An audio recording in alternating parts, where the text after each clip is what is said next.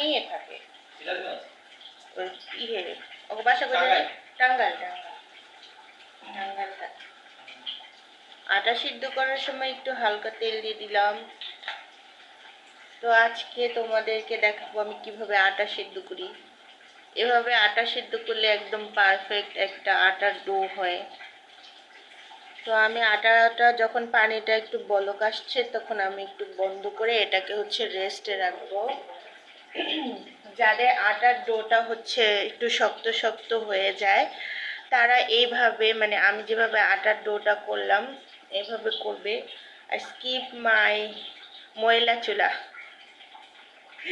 আমি একটু পরিষ্কার করিনি কালকে রান্নার পরে, শুক্রবার ছিল তো আমরা সব ঘুরতে গেছিলাম, সময় পাইনি এজন্য পরিষ্কার করিনি। দেখো আমি 2 মিনিটের মতো পানিটা কিন্তু মানে একটু পুরা বলক আসছে, তারপর হচ্ছে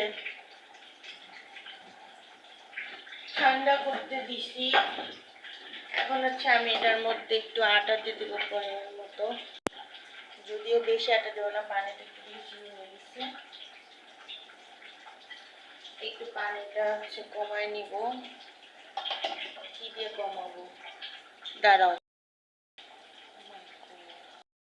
এখন এটার মধ্যে আটা দিয়ে দিচ্ছি পরিমাণ মতো।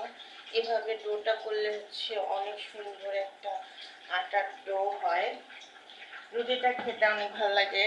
আর পরোটা বানাও বা তুমি হচ্ছে যাই বানাও না কেন একদম পারফেক্ট একটা ডো হবে আটার। তো এইভাবে তুমি চেষ্টা করে দেখো একদিন, অনেক সুন্দর হয়।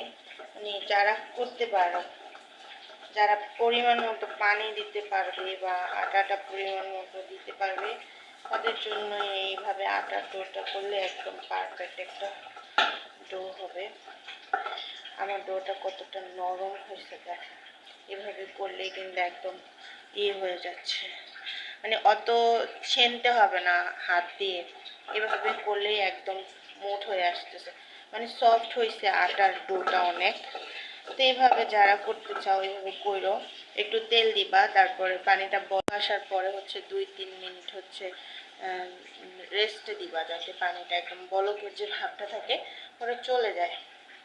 এটা পরোটার ডোর জন্য একদম পারফেক্ট। তবে রুটিও অনেক ভালো লাগে, এটা রুটিও হচ্ছে সফট হয়, ভালো লাগে অনেক।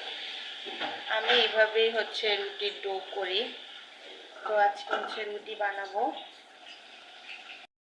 তো এটা তোমাদের সাথে শেয়ার করলাম। আটাটা দেখো আমি কি সুন্দরভাবে এটা হচ্ছে একদম হয়ে যাচ্ছে, মানে ভিডিও করতেছি তার মধ্যে তোমাদেরকে দেখাইলাম, দেখো কি সুন্দর হয়েছে।